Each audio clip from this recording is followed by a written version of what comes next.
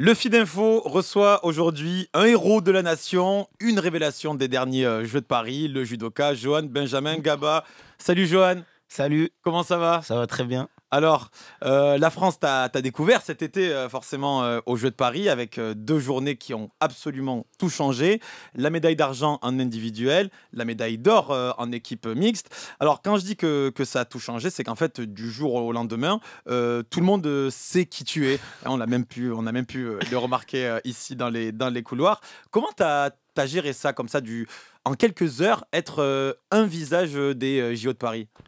Ouais, c'est sûr que ça fait plaisir parce que je vois que les gens ils ont bien vécu le truc, ils ont kiffé quoi.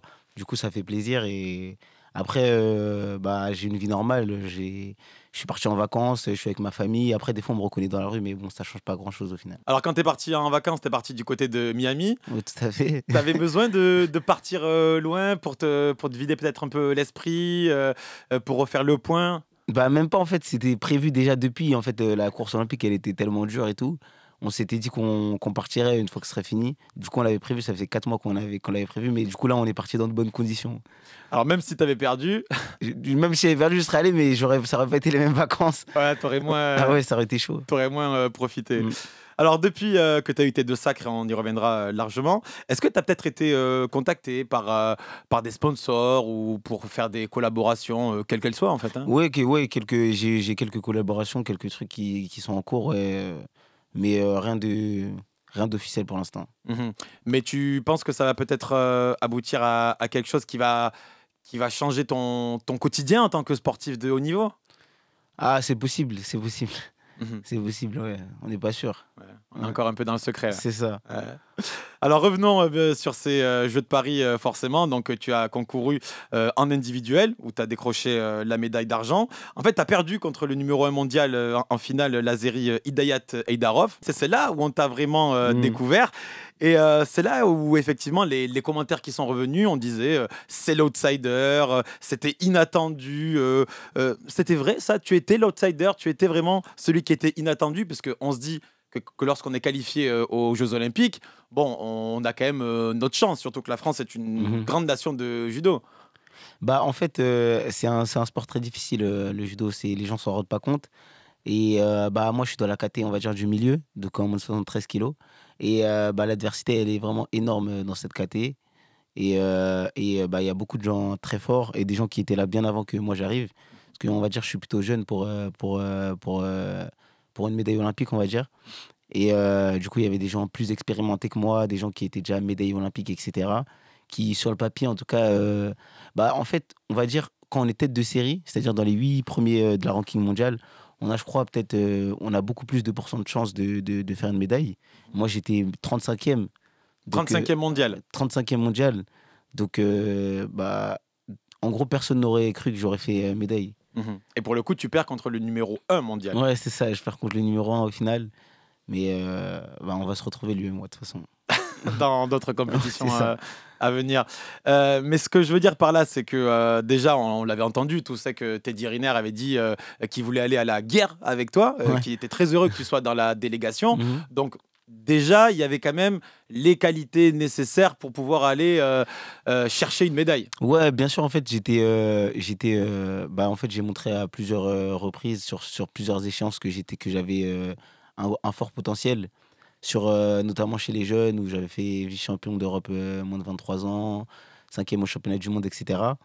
Et après, j'ai été sélectionné, j'ai fait podium au championnat d'Europe senior. Ça faisait déjà 10 ans qu'il n'y avait pas eu de médaille dans ma catégorie Mm. au championnat d'Europe, donc j'ai fait ça déjà. Donc là, j'ai commencé un Une peu à médaille de bronze. médaille de bronze, c'est ça. Donc c'est là que j'ai commencé un peu à me révéler. Et après, ouais, effectivement, Teddy, il a dit qu'il voulait partir à la guerre avec moi. Ça fait extrêmement plaisir. Et je pense en fait, tout le monde reconnaît un peu ce côté chez moi où le mental, même si je perds, en tout cas, à chaque fois, je me bats. Et voilà, du coup, ça fait plaisir que les gens le reconnaissent. Mhm. On se rappelle aussi naturellement de cette deuxième journée qui a tout changé. Cette médaille d'or en équipe, c'était face au Japon. Et ton combat, ça a été vraiment le tournant de cet affrontement avec la sélection japonaise, puisque tu as battu le double champion olympique en titre, Ifumi Abe, qui était invaincu depuis 5 ans. Alors à ce moment-là, la France est menée 3-1 et tout repose sur tes épaules. En face de toi, tu sais très bien que tu as quelqu'un qui est un combattant qui est invaincu depuis 5 ans, double champion olympique, qui dans sa catégorie est une légende, tout simplement.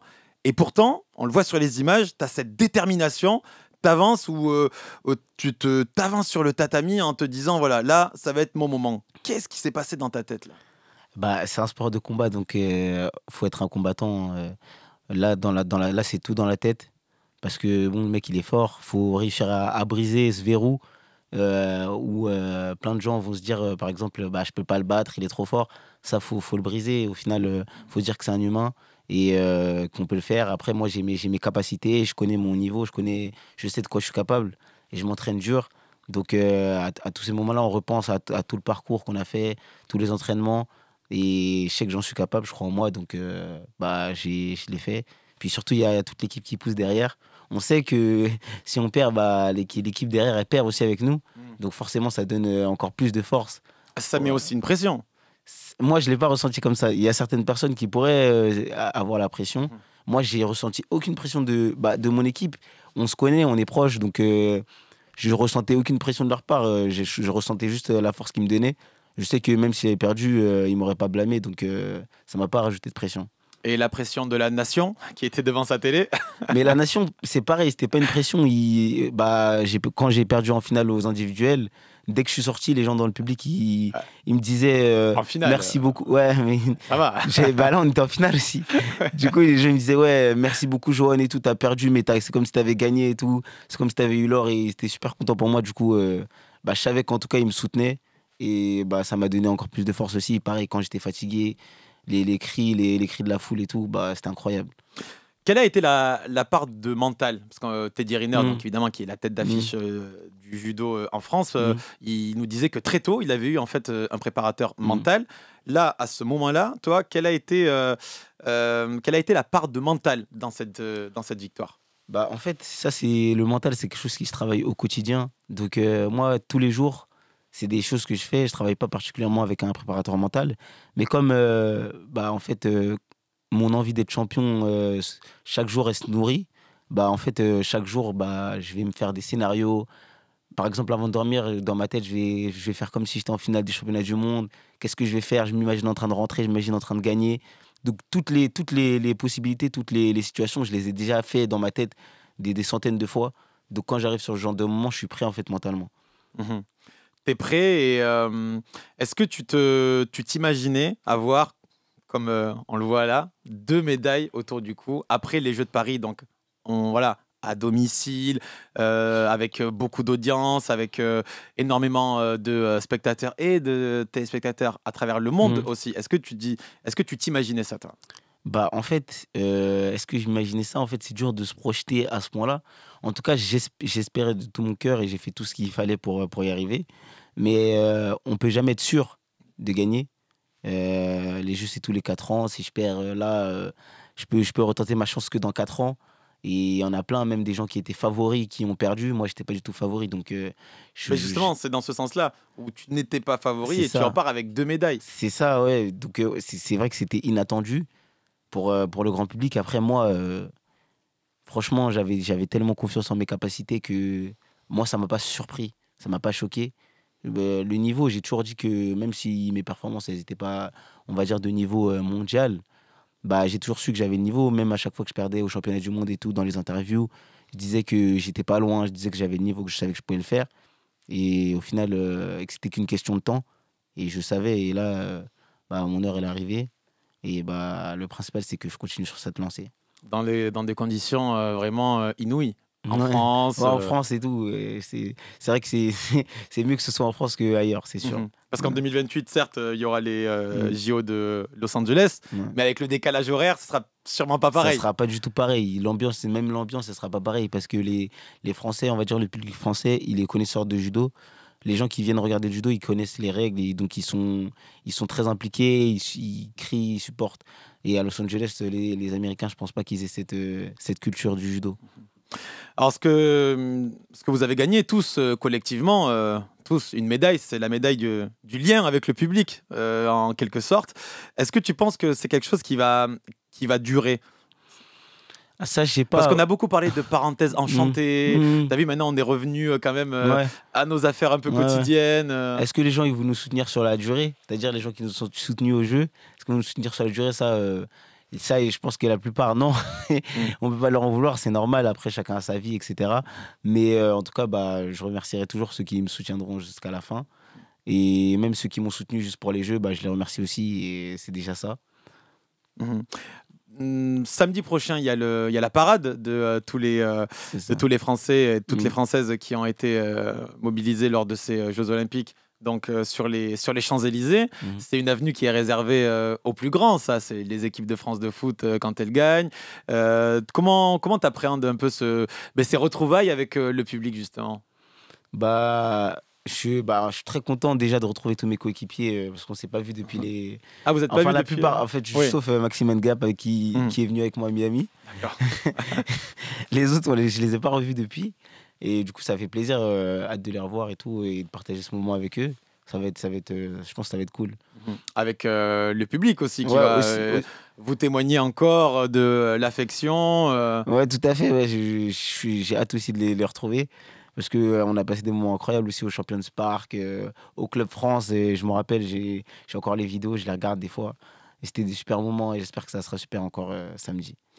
Il y a aussi, donc, tu as évoqué la suite. Donc, la suite pour toi, dans l'immédiat, on va dire à moyen terme, ce sera les mondiaux. C'est en juin 2025 C'est du ça, côté de la Hongrie. c'est Tu ça. restes ambitieux toujours? Ah, mais là, plus que jamais.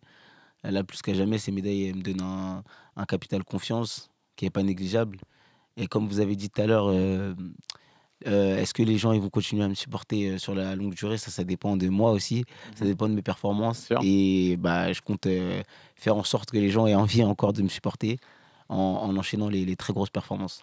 Parce que les mondiaux, c'est en juin 2025, donc dans un an, moins d'un an du côté de la Hongrie. Mais en début d'année prochaine, il y aura le Paris Grand Slam, donc C'est à ça, l'Accor Arena de Bercy, l'un des plus grands tournois au monde, si ce n'est le plus grand tournoi de judo du monde. c'est ça. Là, ça va être vraiment des retrouvailles avec le public, mais dans le sens vraiment de la compétition. C'est ça. Bah là, ça va exactement en vrai.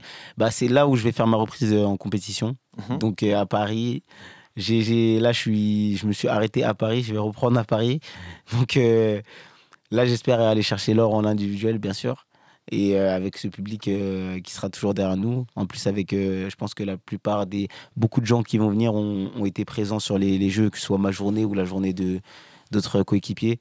Donc ils sont au courant de ce qui s'est passé et ils vont nous encourager, je pense, en conséquence. Donc c'est dans quelques mois, forcément, on se dit, vu que vous avez remporté 10 médailles, la délégation Mm. française au judo, ça va être davantage médiatisé.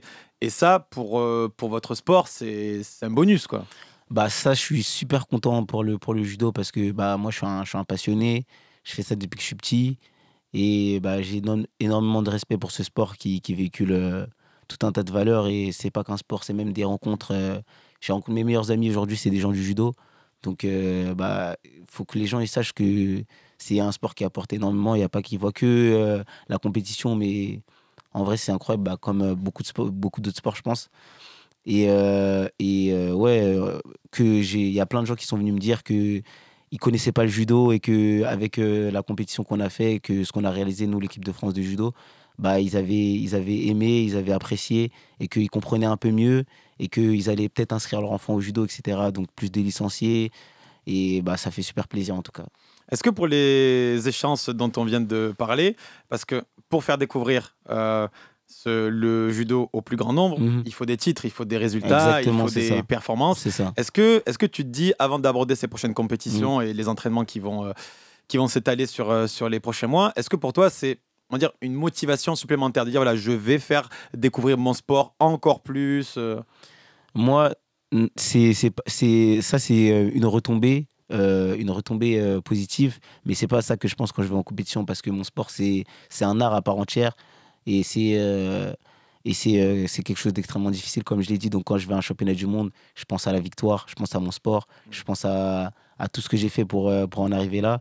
Et ouais, par tous les moments par lesquels je suis passé, donc c'est tout. Tu le disais, le judo, c'est quand même très populaire en France. C'est une grosse fédération. 550 000, 550 000 licenciés, pardon. Il y a beaucoup de clubs aussi à la campagne, en milieu rural. Hein. Donc c'est un sport qui est vraiment sur le territoire. Il y a énormément de clubs, énormément de dojos. On a déjà vu des reportages avec un boom des licenciés qui ont vu vos exploits et qui veulent faire naturellement du judo. Qu'est-ce que tu dirais à tous les parents ou à tous ces jeunes qui sont attirés par le judo? Tu disais qu'ils avaient beaucoup de valeurs. Alors évidemment, on connaît les valeurs de respect, les valeurs de... Mais c'est quoi, toi, qui t'a séduit en fait dans ce sport? Bah écoutez, après c'est aussi une question de mentalité moi j'avais une approche particulière avec le judo parce que j'étais turbulent, etc. J'étais agité et je m'y retrouvais bien, je pouvais me dépenser et m'amuser. Et bah je dirais aux parents que bah en tout cas leurs enfants, s'ils y vont, faut qu'ils prennent du plaisir. D'abord, quand on est enfant, je pense qu'on doit d'abord chercher à prendre du plaisir. Parce que si des jeunes, on ne prend pas du plaisir dans notre sport, bah, arriver à l'âge adulte comme moi ou au niveau, on ne tient pas longtemps parce que c'est très difficile. Donc voilà, prendre du plaisir. Après, qu'ils soient sûrs que les coachs, les entraîneurs, ils s'occuperont bien d'eux. C'est des super personnes en général. Et comme je l'ai dit, toutes les valeurs du judo. Et puis le partage, c'est un sport individuel. Mais il y a beaucoup d'échanges. Faut être deux pour faire un combat. Et le combat, il se fait dans le respect. Et on rencontre des gens, même moi, un de mes meilleurs amis, c'est quelqu'un que j'ai déjà pris en compétition. On s'est pris en demi-finale des championnats de France. Et pourtant, ça ne change rien à notre relation. Donc voilà. Et concernant aussi toutes les écoles de judo qu'il y a en France, est-ce que tu as été sollicité, toi, pour aller à la rencontre? Alors, j'imagine que vous le faites déjà hors, on va dire, hors JO, avant les Jeux Olympiques. Mais est-ce que vous allez être des ambassadeurs vraiment de votre sport, hein? Bah ça énormément, ça, de sollicitations sur ce point-là. Les clubs, c'est-à-dire que les entraîneurs, etc., ça les a vraiment touchés plus que le grand public, ce qui s'est passé aux Jeux Olympiques. Donc forcément, ils aimeraient bien que je passe partager ça avec eux et avec leurs élèves pour que je puisse aussi transmettre mon expérience que j'ai vécue. Et j'essaye d'y aller le plus possible, mais je peux pas aller à tout. Bien sûr. Mais j'essaye d'aller le plus possible. Et voilà, je fais aussi avec la Fédé l'itinéraire de champion, ou avec la Fédé, on se déplace dans des provinces pour partager ça lors d'événements. Donc j'essaye de me déplacer le plus possible. J'étais au forum des associations de mon club ce week-end. Ça, Chili-Mazarin, c'est dans le 91. Exactement. Au sud de Paris. Voilà, c'est ça, où j'ai partagé avec plein de gens qui sont venus me voir et plein d'enfants. Et c'était cool. Quand tu disais que justement on t'avait inscrit au judo parce que tu étais turbulent, t'es vraiment rentré par le judo de cette manière-là? Parce qu'en général, c'est vrai que les garçons, c'est plutôt le foot. Toi, ça a été vraiment le judo. Parce que tu étais turbulent, comment ça s'est passé? Oui, mais j'étais turbulent, j'étais un peu... j'obéissais pas trop, j'avais un peu un problème avec les règles de base. Je suis un peu anticonformiste à la base. Et ma mère, elle m'a dit je vais te mettre au judo, comme ça, tu vas marcher droit. Et le coach, il se gênait pas pour me remettre à ma place. Et malgré tout ça, moi, j'ai aimé. Et ça m'a donné une certaine rigueur. Ça m'a construit, en fait, le judo. Et ça m'a construit. Donc, je le remercie pour ça. Johan Benjamin, oui. Donc tu aimes le judo? Évidemment. Mais tu aimes aussi le rap, manifestement. Tout à fait. Alors, raconte-nous un peu, parce que toi, t'as un lien spécial avec le rap. T'écris depuis, depuis un moment, en fait. Quand on parle de rap, déjà, je suis obligé de placer que Caris est le meilleur rappeur français et que Hors Noir est le meilleur album du rap français. Voilà, je le place, c'est gratuit. Et moi, personnellement, c'est vrai que je rappe un peu. Et j'ai commencé avec mes cousins, où on faisait des battles de rap un peu pour s'amuser, il y a plusieurs années maintenant. Et après, on a toujours continué, donc on écrit et tout. On aime bien. Mais tu poses en studio? Ouais, je pose un peu. D'accord. Ouais, tout à fait, je pose un peu. Mais c'est pour moi, Ça sortira jamais. Ils sont pas sur les réseaux. Ça sortira jamais, non, non, non. Et pourquoi ça sortira C'est jamais? vraiment un loisir, c'est un loisir. Mais comment t'en es venu à écrire, aller en studio Je sais pas, en fait, Tu disais Caris, non? c'est non, j'aime beaucoup beaucoup la musique, j'aime beaucoup beaucoup le rap précisément. Donc après je voyais les rappeurs et peut-être j'essayais de faire comme eux et après quand on se prête au jeu, quand on écrit des choses et que des fois on voit que ça sonne bien, etc. Ça donne envie de continuer, de faire mieux, d'écrire des phrases qui sonnent bien, des phrases qui ont du sens, etc. C'est des choses qui me parlent. Et c'est quoi tes thèmes de prédilection, on va dire? Les choses de la vie en général. Il y a plein de... Non, là, je peux pas. C'est plus dans la fiction, j'imagine. Ouais, tout à fait, tout à fait. Je raconte pas forcément ma vie.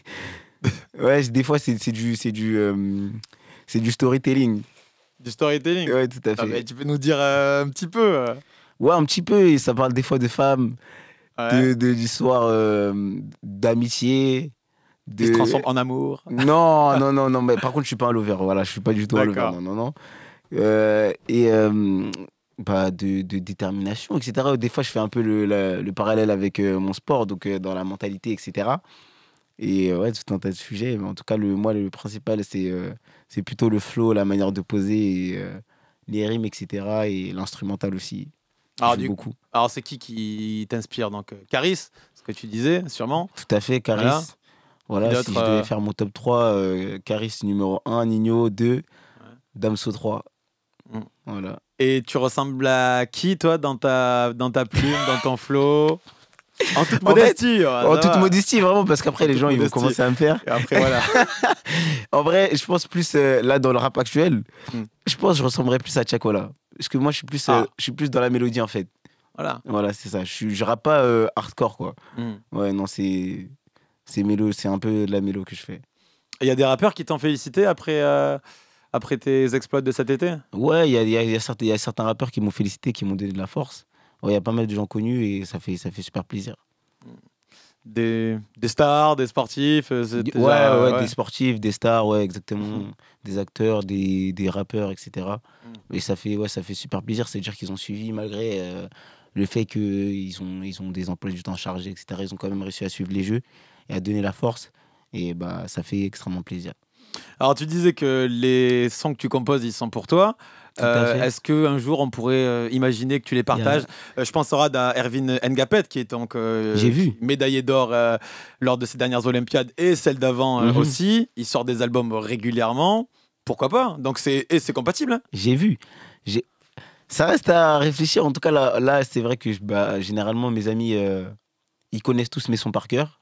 Je les envoie sur WhatsApp. Après, généralement, quand on va en musculation, quoi, des fois, ils les mettent et tout, on s'ambiance dessus. Ah bah c'est flatteur. Ouais, c'est validé. Ouais, c'est validé par les proches. C'est validé, c'est vrai. Donc, après, de là à sortir et tout, c'est pas pareil. C'est un pas qu'il faut sauter. Et surtout, le judo, ça, comme je vous dis, ça prend vraiment beaucoup de temps dans ma vie. Et surtout, je suis ultra focus, donc j'ai pas envie d'avoir une autre activité à côté qui pourrait venir parasiter la chose, quoi. Alors, Joanne Benjamin, judoka, amateur de rap, et aussi matelot. Donc, tu es matelot à la Marine nationale, donc tu es militaire. Comment ça s'est passé? C'est une vocation? En 2 mots, peut-être ton parcours scolaire, comment t'en es arrivé là? En fait, en fait, c'est la fédération. C'est avec la fédération, il y a des contrats qui sont mis en place pour aider les sportifs de haut niveau. Et pour qui, après leur carrière, qui puissent non, revenir. C'est pas un dispositif d'après-carrière, c'est un dispositif pour aider l'athlète durant sa carrière, justement, financièrement. En gros, moi, je suis à l'Armée des Champions. Ça s'appelle l'Armée des Champions. Il y a plein de sportifs de haut niveau qui y sont. Et c'est de recruter un peu l'élite du sport français pour qu'ils représentent l'armée. Parce que les valeurs de l'armée, bien sûr, il y a plein de valeurs qui se retranscrivent dans le sport de haut niveau. Le dépassement de soi, la performance. Tout à fait. Et du coup, ça va très bien ensemble. Et ils sont contents qu'on puisse les représenter. Et nous, on est contents de représenter aussi la Marine nationale, l'armée. Donc, c'est un très bon dispositif. Et qu'est-ce qui t'a séduit en fait dans la Marine nationale? Bah, après, c'est les valeurs, comme j'ai dit, et bah, le sentiment Non, mais tu aurais pu d'appartenance. être dans Ah, l'armée vous de parlez de terre. pourquoi la marine en particulier? Pourquoi la marine en particulier, Bah, effectivement? c'est-à-dire que la fédération, toutes les fédérations de tous les sports proposent des noms. Et après, l'armée se prononce sur les noms et ils disent OK, nous, on va prendre celui-là, celui-là ou celui-là. Et bah, la marine nationale s'est positionnée sur moi. D'accord. Ça a Donc, été une rencontre. ouais, c'était il y a plusieurs mois maintenant, presque un an. Et pourtant, je n'avais pas les références que j'avais maintenant. Du coup, je les remercie de s'être positionné sur moi, en tout cas. Et est-ce que tu vas monter alors sur un bateau d'ici là Ouais, c'est normalement, prévu? bah, je suis parti justement Ouais. à un événement de la Marine nationale il y a quelques jours, samedi dernier, je crois. Et bah, j'ai rencontré bah, des amiraux, des lieutenants, etc., avec qui j'ai partagé un moment et ils m'ont proposé d'aller monter sur un bateau, voir comment c'était. Et du coup, bah, j'ai avec plaisir que j'irai. Mhm. Alors, on le disait financièrement, donc évidemment, un judoka, c'est pas un footballeur, c'est pas du tout les mêmes sommes. Il y a une étude récente qui montrait que les sportifs de haut niveau, la plupart, une écrasante majorité, gagnent moins de 1500 euros par mois. Donc, ce métier de matelot à la Marine nationale, ça t'aide pour pouvoir dégager du temps pour les entraînements. Bien sûr, c'est pour ça que le dispositif il a été mis en place, justement. Et ouais, après, on n'est pas le sport où on est le moins bien, on va dire. Quand on est en équipe 1, généralement, quand même, on vit bien. Enfin, on peut Mhm. vivre À ce niveau-là, ça va. largement de son sport Mhm. à ce niveau-là. Mais après, c'est vrai qu'à un niveau intermédiaire, où on se bat pour arriver dans les premières places, tout ce temps-là, c'est assez compliqué. Mhm. La chose aussi qui va t'aider, c'est ce que tu as autour du cou. Donc une médaille d'argent et une médaille d'or. Donc évidemment, c'est sorti dans la presse. C'était 80 000 euros la médaille d'or, 40 000 euros la médaille d'argent. C'est ça. Donc là, c'était un bel été. Il y a eu un débat actuellement. Est-ce qu'il faut les imposer? Donc pour l'instant, vous allez être imposé. Tout à fait, là, on va être imposé. Donc, bah, je paierai mes impôts comme tout le Ouais, monde. ouais, Et de toute ouais. façon, on me laisse pas le choix. Donc, Mhm. voilà, Vous en parlez rien à avec dire. la fédération parce qu'il y a eu un débat cet été où clairement plusieurs sportifs de haut niveau, des anciens, disaient, comme David Douillet, je pense, qui disaient clairement non, il ne faut pas que ça soit imposé quoi.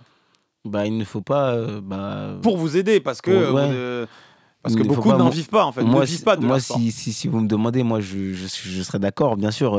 C'est-à-dire que le sport, c'est extrêmement difficile. C'est-à-dire que la plupart des sportifs de haut niveau que vous voyez là, ils s'entraînent 5 6 heures par jour et ils mettent de côté leurs études, etc. Donc, en réalité, leur vie de côté pour ce sport et pour apporter des médailles à la France. Et donc, effectivement, faire une médaille, c'est déjà quelque chose, même en ayant fait tout ça et ayant mis sa vie de côté, on n'est pas sûr de faire cette médaille. Mm. Donc, quand la personne, l'athlète parvient à faire cette médaille pour la France, je trouve ça normal quand même qu'il soit un peu récompensé. Et après, bah, moi, je vais pas cracher dessus. Même taxé, ça reste quand même bien. Mais c'est vrai que si on payait pas les impôts dessus, ce serait mieux, quoi. Mm. Surtout, comme tu disais, surtout pour celles et ceux qui n'en vivent vraiment pas du tout, Bah, qui c'est travaillent ça. à côté, qui ont parfois même des métiers pénibles. C'est ça. Merci beaucoup, Merci Joanne à, Benjamin merci à Gavard, toi. d'avoir été l'invité du Feed Info. Et on n'a plus qu'à te souhaiter plein de réussite dans Merci ces beaucoup. prochaines semaines, prochains mois, prochaines années. Merci À très beaucoup. bientôt. À très bientôt.